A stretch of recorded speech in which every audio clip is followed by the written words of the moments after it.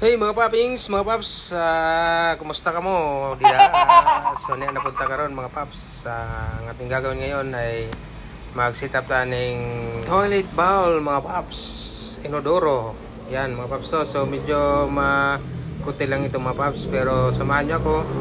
At ito naman ay kung titingnan, kung ikaw ay tumingin sa mga nag-set up nito ay mabilis lang, pero kapag ikaw pa lang gumawa ng paps, ako napakahirap.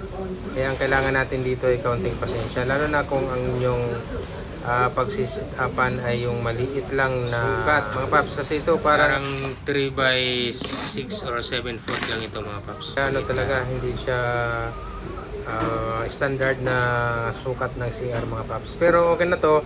Kasi ito lang naman paps ay private use lang ito, at kami lang naman ang gagamit. Yan, so tingnan nyo mga paps, kung kayo ay magsisit up, siyempre ang gamit nyo dito ay semento or even white cement, pwede na rin dito. At saka ang ginamit ko dito ay combination white cement saka yung normal na semento, yung apo.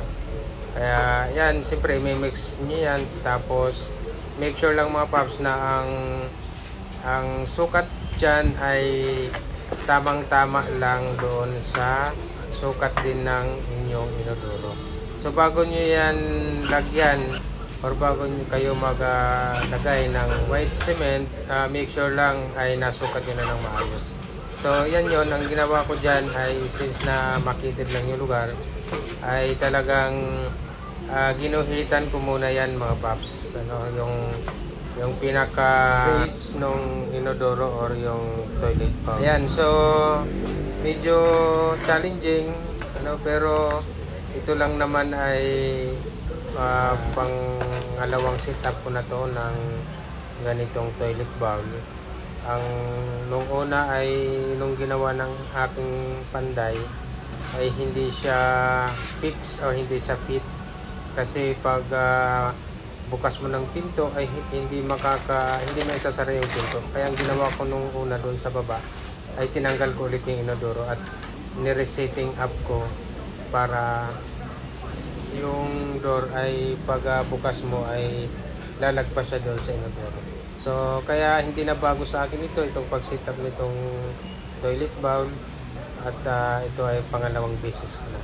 Yan, so mga paps, alam nyo naman, pag tayo ay medyo may kaunting alam related dito sa pagpapanday o anumang klaseng mga ginagawa sa bahay. So malaking bagay na din ito mga paps, kasi unang-una, tayo laging sinasabi ko ay yung nakakatipid na tayo sa labor.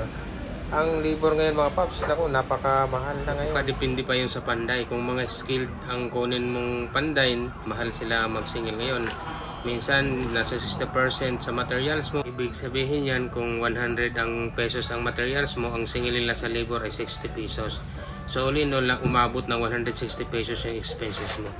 Kaya, kailangan talaga natin na mag-DIY na lang tayo mga paps. Yan mga paps, ganyan ang itsura niyan. Medyo mabasa-basa pa siya. Pero mamaya yan paps, i-set ko na ito, tapos ibabalansin na lang natin. Tapos hayaan natin, bukas na natin gamitin pag iyan.